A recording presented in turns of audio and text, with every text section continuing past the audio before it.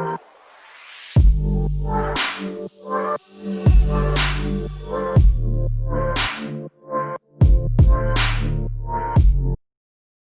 guys, this is Ramya. Welcome to the first episode of So How's Life. Today we are in conversation with Dr. Anusha. She's an MD pathology and a consultant pathologist at Medicover Hospitals in Madhapur. Previously, she worked with Care Hospitals. She's a mother of 2 sons and also my cousin. So let's talk to her today. Hi. Hi. Hi. How are you? Good. Just Corona valla creativity unfold అవుతుంది. Good. So, So it has officially become the most productive year for many people in multiple ways. how's Like from banana bread to making babies.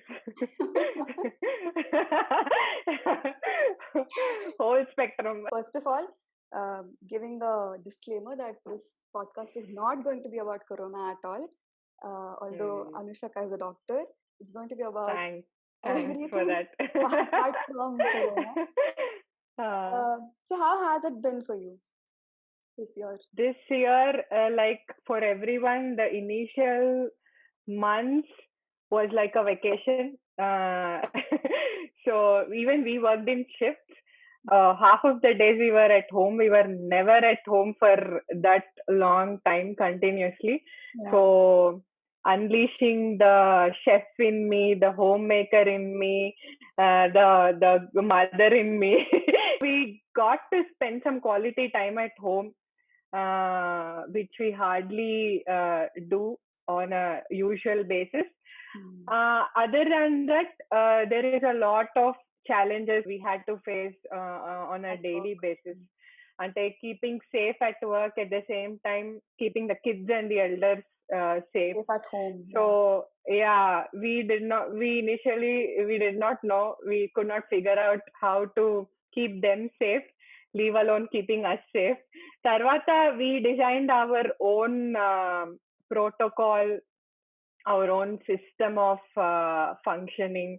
So now we have come to a stage, అంటే if to when నుంచి వచ్చామన్నమాట. First లో what if we contract the virus నుంచి, now we are it.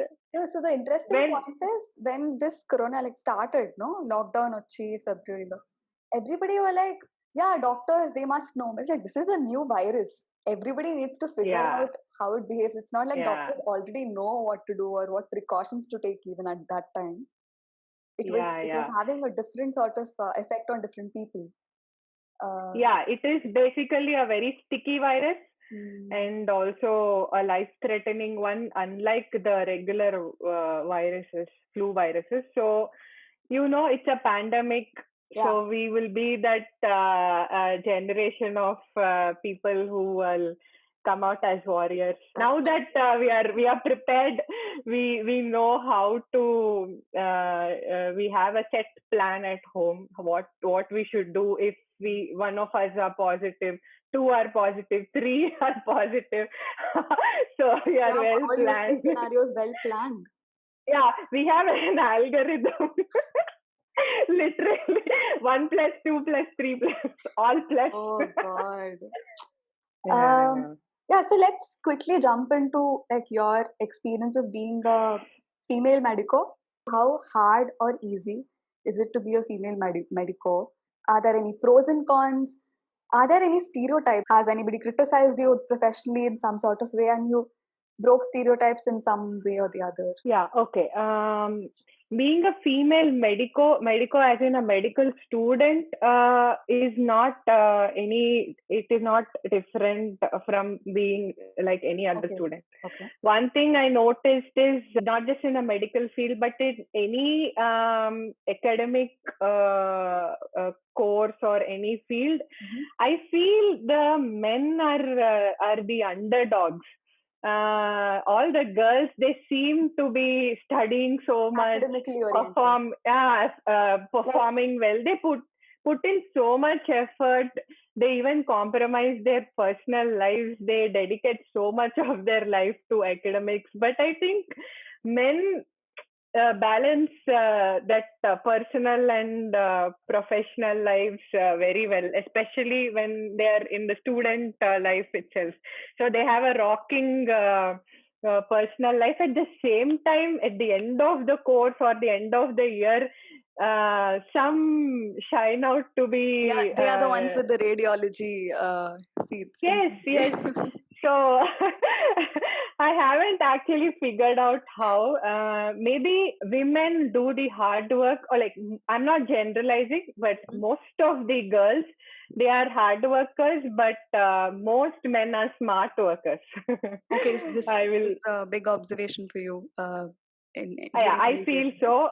Mhm. I feel so because they come out with shining colors. They settle well in comparison to their academic profile, relatively better than what the women do. Like it's a known fact that once a woman gets married and goes the family way, she has to take a setback in her career. She Yeah. has to compromise on a certain level with the career. It might not be true with each and everybody, but most women. So such factors play a major role in the woman's life than a man's life. So that is what I feel. Yeah. Okay. But I think in that sense, it things worked out for you on that front very well, like in the marriage on the marriage front. And Yeah. I mean, if I had broken stereotypes, I did it that like that. okay. I mean, faring well in an arranged marriage, mm, figuring out motherhood at a very young age, unlike my peers Yeah, your or peers women are. Oh, of you this were. Oh, generation. yeah, yeah. I remember you were called Bala Vivaham. Like when you got married at Yeah. 23, right? And people used to tease Mm. you. Your friends used to tease you Balikavad. as Balikavad. Yes, I got married at 23. I became a mother at 24. Neither of them was planned. I mean, I never knew how to plan a life for myself. I was very naive. The only thing I did all my life, or I even do even today, is basically religiously follow what my parents ask me to do, and I always want to do things to make them happy. It worked out well for me. That gamble just worked out well because the guy my parents got for me turned out to be a wonderful man. Fantastic. That was like And a proof for you yes, yes. that you can trust So them. yeah, I did not feel the need to be a rebel. I would want to if I had to. So it was basically a cakewalk for me. That is what I tell to young girls like you, maybe. So you know, sometimes Advice incoming. it's not like always sometimes things will be put in a place for you and it will also taste good. It's okay to do things the conventional way also. I mean, you need not necessarily feel the need to um, please your, you Rebel know, instincts. yeah. Sometimes we have that bug. Where, we get that kick in life only when we do things the unconventional way. Post your wedding in marriage, obviously, when you worked at Care and your current role as well. And right now you're studying too, right? Like you're doing a course at ISB. I Yes. missed out that point. So how has Yes. that professional experience molded you, or like how was that for you being a female doctor? It's just like any other field, like how you are a female worker, it's the same. I somehow do not appreciate the fact that when they played too much of the woman card at their workplace. On one hand, you say we want equal rights, equal opportunities, do not judge our capabilities based on the gender. On the other hand, you want to take extra credit for your performance, uh, pointing out the fact that being a female, I did this. The menstrual leave that is Yeah, being I was about to bring that up. I wanted to know your opinion on it as well. I've read so many Twitter threads about it because honestly, the moment I read it, I see, didn't know how to feel about it. Uh, just that instinct of, okay, maybe because I'm a woman, I have to support it. I felt that pressure. So in my WhatsApp hmm. groups with my friends, also I've supported it extensively, just blindly, without even knowing, the exact policy behind it. Just a blind support. But See, I it is read like, later on, and I still have mixed opinions about it. So what do you think about it? see, I feel there is definitely, there are women who have serious menstrual issues like Hmm. menorrhagia, like dysmenorrhea, that is intense cramping.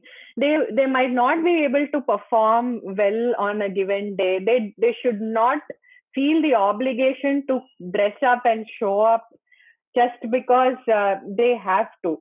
So uh, giving the women worker a certain privilege is fine. Do not exploit the privileges that are given to you. Is what I want to say. I Yeah, mean, I yeah. mean, If so you about this exploitation point, so one of few of my friends actually brought up this point, saying, "How would we know that it is that bad for the woman? You know, how would we know that she's not like faking the pain behind it and she's just taking a leave for it?" But the same thing applies for a sick leave as well. You don't really check on the person whether yeah. he has a. So it's about morality in both cases. See, So for that few people who actually deserve the leave, it's to just give that benefit of doubt. yeah. So it's up to the integrity of the woman whether to use it as a card, Absolutely, you know. yeah, yeah. Are you saying that the existence of such a policy in itself is like playing the woman card because it's there for you to use, but Yeah. you've I've been in that situation where they say, okay, this is women only. I do not feel like using it because I feel like it just discriminates women even more. Not just this Yeah, leave, but like anything else. yeah, So it's perfectly okay for someone to not avail it. But at the same time, it is definitely beneficial for few few who people really, definitely need it. really Yeah. want it. So on this basis itself, the policy, you think it's a wrong choice of, Yes, category. yes, That's the yes, yes, fundamental thing there, right? Okay. yes, yes. Yeah, I think that's a good Mm. conclusion to make actually out of the like all of this. When you constantly bring that woman card, mother card, whatever thing just to escape work or, unnecessarily use it, an actual well performing female would be undermined of her capabilities. So they have riders. Only men are eligible to apply to the jobs, or we are looking for male so and so male doctors. Um, Oh, they, really? Like yeah, in your field? yes, Even though, I have but seen. why? What could be the possible reason behind that?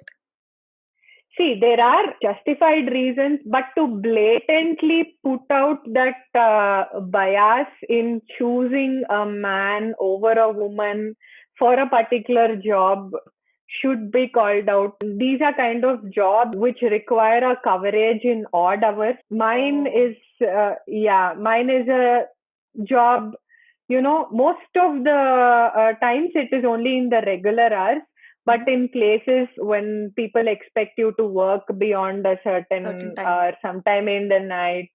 So, madam, we are looking for a male pathologist because we want to cover the evening shift. Women can't do it. They see, that's true. That's very much true.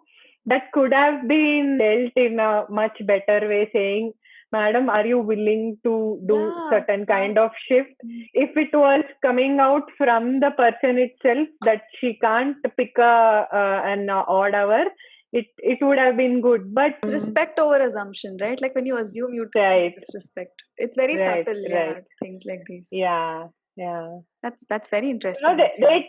they take slight digs, so you can bring out changes in the working atmosphere only by not doing such things. You just can't So take extra benefits just because you're a woman. but what are the benefits that you take just because you're a woman?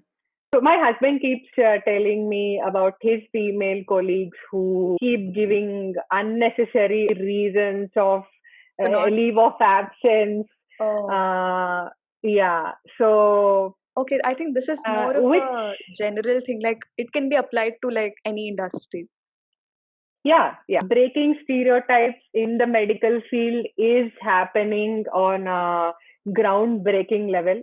I have many friends who are venturing into unusual branches, such as, there were very few surgeons maybe a decade ago.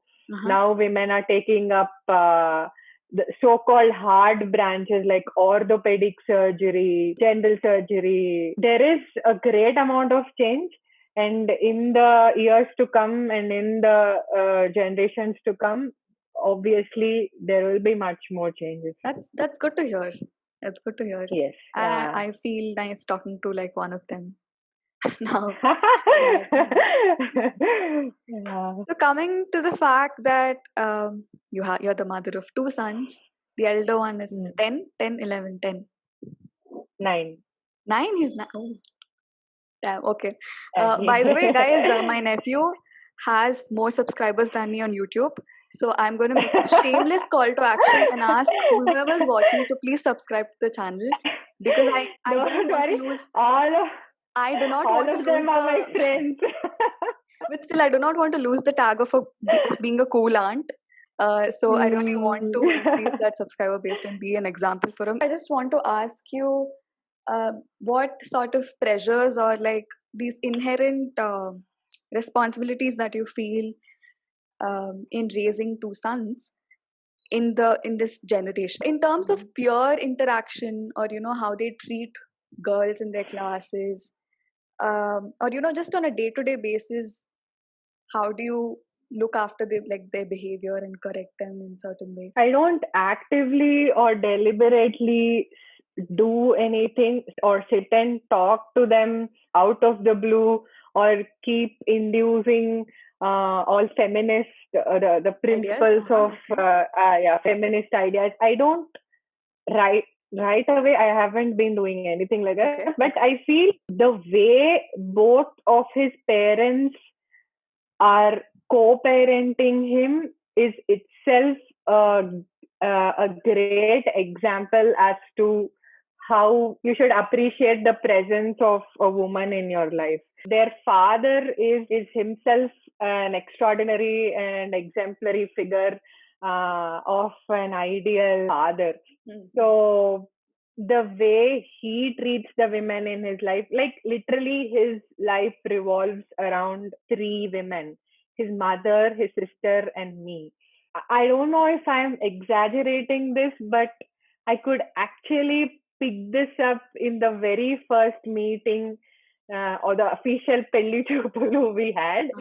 Uh, the way he talked so respectfully about his mother and his sister, and the way he told me how much he's influenced by those 2 important women in his life, it felt very nice for me to hear something like that from a very young man, to actually be sensitive about their needs, to be very appreciative about their capabilities and their And achievements both in life. yeah, both of them are like very inspiring. Both your Yes, mother-in-law and your sister-in-law, both of them. there are many inspiring women out there, but not every man is To your point. appreciative enough, I feel. A presence of such a man in a woman's life will actually help the woman evolve and grow. That itself is a major teaching lesson for these kids, I feel. He makes sure my opinion is also considered. He makes sure the kids respect their mother's choices in life, their mother's privacy, their mother's career, any lifestyle choice for that matter. For example, if my son makes fun of the way I put on a lipstick or the shirt I wear, he's told it's a choice she has made in life to dress in a certain way. So we should be okay with it, whatever it is. So it's your mother's wish, and she will literally do whatever she wants in life. She's not answerable to anybody for that. I have heard my husband say that to him. I, So okay, I don't know how much a 9-year-old can grasp from that, but it seems pretty. yeah, he might not actually understand the true essence of it, Yeah, but but he'll definitely understand that there's something yeah, wrong with to him saying something like that. Yeah, he should at least be told that it is okay for her to think and do whatever she wants to do. yeah, that's right. I see Mahidar making it a point to let the kids know that your Okay. mother, yeah, You know, has a actually, voice. that's a great point, actually, because I've seen this saying, when Indian aunties comment on women wearing short skirts or something. The comeback, like the savage comeback, is that don't tell me what to wear, raise your sons right, you know. But now that you put it, I think the fathers play a major role in this, Exactly. more than the mother, because when they see Exactly. a man So, respecting a woman, then they learn from it better. right. How much ever you sit and educate a child, see, it is okay for me to be like this. Learn to respect me. Learn to Yeah, be okay with the way I feel, way I dress, yeah, whatever it is. He will only understand if a father says that. So he will actually understand, okay, so the father is okay with it. So that is how I should be in life. Eventually, he will reflect the same yeah, way of yeah. thinking in his spouse's life. That's how I feel. Yeah, yeah, this is Yeah. like a mind-blowing point actually. Right now, what I just realized, it makes an immense Mm. difference, to be very honest. Do you think the influence comes from like his peers? When you say peers, like their mothers are more available, like that they could be homemakers, whereas you are a working woman. Yes, yes. That also is there. That kind of pressure or whatever that is called, I never got it from him. He is actually extremely proud. I'm a working mother. I haven't seen him complain of my non-availability or comparing me to some other mother. But I do get a lot of comparisons. Indirect. Maybe from my mother.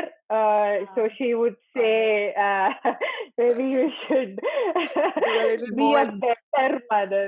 I am not this, let me be very honest about it. I am not this true blue soccer mom who is constantly working on delivering the best to the child or feeding the most nutritious food that is available on the planet. No, I'm perfectly okay if he binges on junk, maybe once or twice a week. If he eats food from out, maybe occasionally.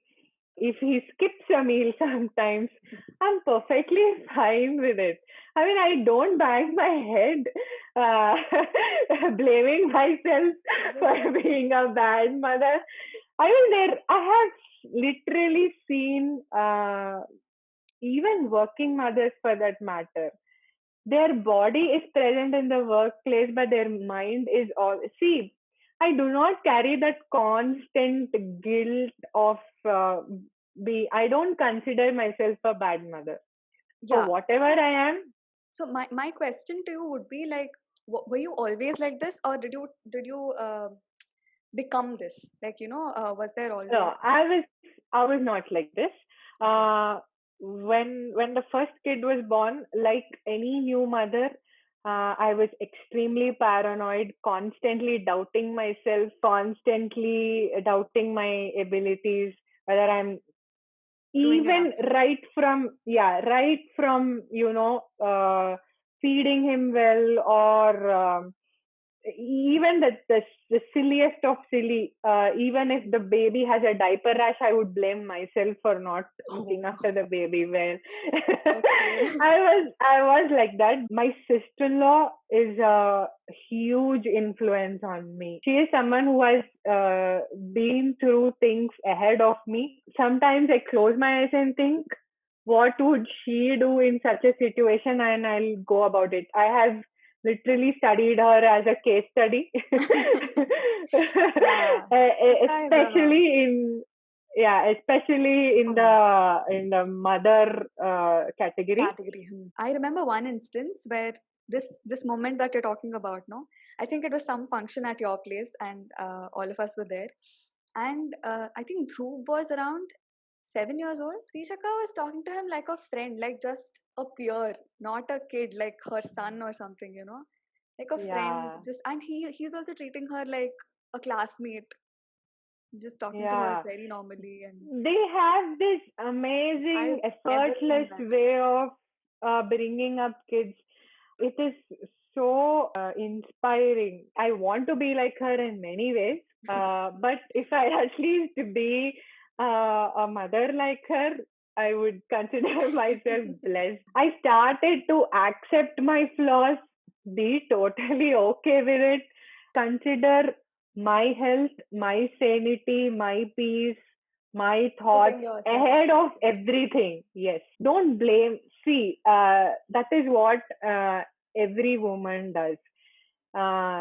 This constant, like, So there it are is two true things. that, I understand your point. There are two things here. Firstly, either the woman herself is actually being very self-critical about herself. hmm. Secondly, if even if she's confident, the people around her criticize her.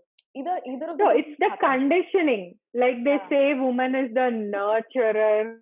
yeah. So for you, it's like Yeah. you yourself also realize that you need to put yourself first at times, and then people around you also, amazing Hmm. people around you, you have people to support you that way and respect you that way.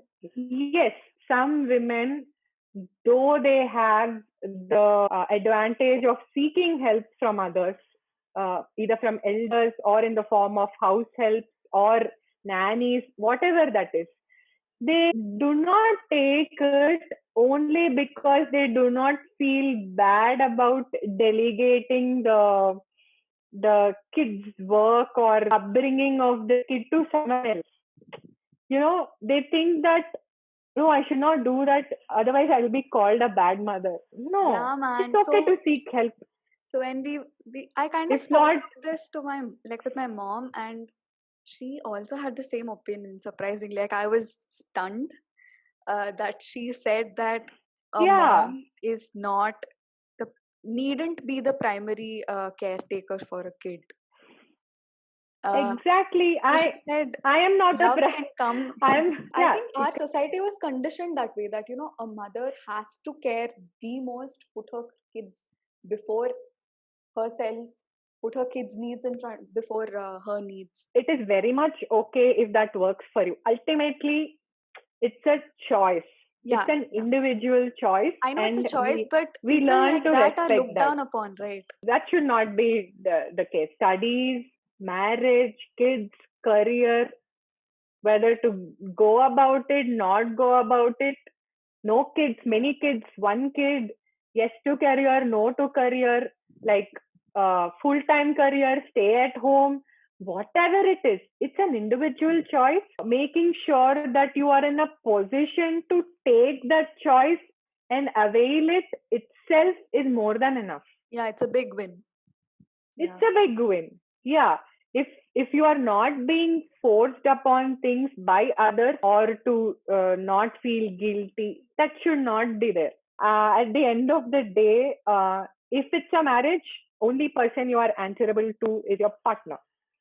So if it works out for the both of you, that's more than enough. Marriage, of course, I can't relate. But until you actually get married to someone, you are answerable to yourself. Even today, I might say all this, but my parents are major influences in my life. They have attributed their happiness and their mere Equated. existence in life, yeah, to our me and my brothers' successes and achievements. Whatever you do in life for your parent, you're still a child with extreme potential and I think and that's a good they way to are, think, actually. Yeah. yeah, they, whatever you do, they say you could do better, you could do more. So instead of Taking it taking it negatively. the negative way, you can as well. So since I have ample time, I have finished my family. I have come to a certain, like my younger kid is already 3. I've And come to a smartest certain, kid I've seen. Like, he yeah. does 1 to 100 and 100 to 1 just because he can. Just because he can. That's all. Yeah, all credit to Your my parents. parents Yeah. and also my mother-in-law. So only because I have time and I have this constant driving force and immense support at home, I want to make utmost use of it. I have no Nice. solid plans as such, Yeah. but No problem. yeah. All of us are still figuring out. Anyway, like, but just before closing, I wanted to touch upon how, like, what is it for you to be a woman in 2020? Let's just put it that way. It's a very broad uh, question, but I couldn't think of a better way to put it. um, What does it mean to you? I always try to celebrate being a woman because the people around me are as such. You are given that extra credit of achieving anything now that we are in such a stage. So why not we celebrate it and try to inspire people. I got inspired from the women in my family, like my mother-in-law, sister-in-law, mother, even your mother for that matter. Yeah, All these inspire. You can carry on the legacy of celebrating being a woman to the future generations. that's right. That's how I take it. Yeah. That's brilliant. Okay, Akka, it's been great talking to you. Thanks for doing Yeah. this. My very And first podcast, giving me the thank confidence you that I can so do much something like this for as well. having me. I mean, this is actually an inward thinking, Self introspection sort of a thing. Yeah. yeah, an introspection sort of thing. Maybe there are few lacunae that even I experience when you actually talk out what you feel in the mind. Yeah, You realize some empty spaces. You think more about it, and maybe you will eventually figure them out. So that's nice. It's good to know that yeah, it helped you also in some way. yes, yes. Okay, thanks a lot. I'll, Bye. yeah, bye.